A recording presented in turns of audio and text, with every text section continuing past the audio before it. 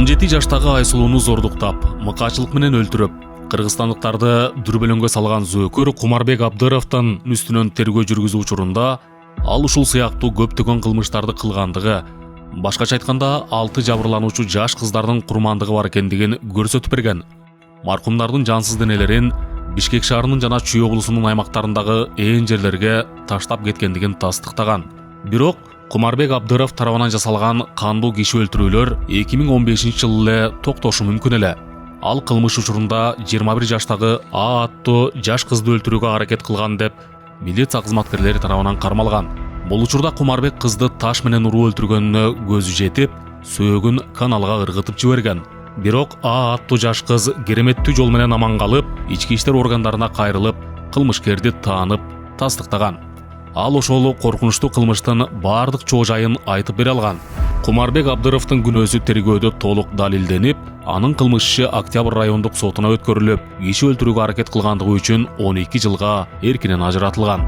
2016-жылы Кумарбек Абдыровдун тарапташтары биринчи инстанциядагы соттун чечимине нааразы болуп, Бишкек шаардык сотуна кайрылышкан. Ишти соттор коллегиясы Сания Бранчаева, Жаңыл Мамбеталы жана Кайсын Абакировдор караган.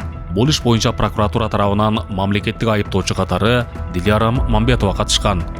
Аталган соттор жана прокурор ишти кароо учурунда Кумарбек Абдыровдун жактоочусу Сагын Жунусовдун ортомчулугу аркылуу акчалай сыйлык алышып, мыйзамдарды бузуу менен Кумарбек Абдыровго берилген жазаны жеңилдетишкен. Натыйжада соттордун чечиминин негизинде ал 3 жылдан кийин кайра эркиндикке чыгып, өзүнүн кандуу ишин уланта берген.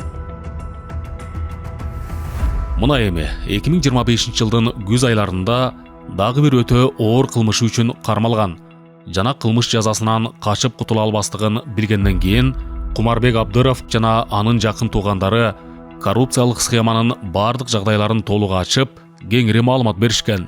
Бул схема сот бийлигинин айрым өкүлдөрүн жана прокуратура кызматкерин сатып алуу жолу менен ишке ашырылганы анык болду. Райондук суд 12 жыл бергенден кийин кантип кайра 7 жылга акча беришти да. Как раз ошондо деген карындашым срочно үйлөнүп, турмушка чыгып тест. Потом ошо свадьбасына калыбына деп ошо $10,000 берди деген да. Апамчы.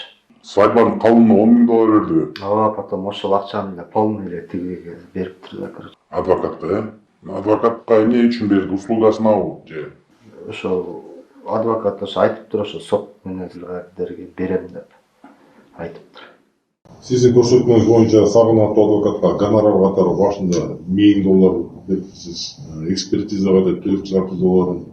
Дагы максатын сурабай 60,000 сом жана 80,000 сом алган дедиңиз. Айтыңызчы, максаты суралбай калган акчаларды адвокат каяка жумшашы мүмкүн эле? Башында айтканда мен эме кылып аракет кылам, силер менен мындай эметтен кажатма суроолорду бербегиле. Ошо мен айтканда эле ошол акчаны берип тургула деп айткан.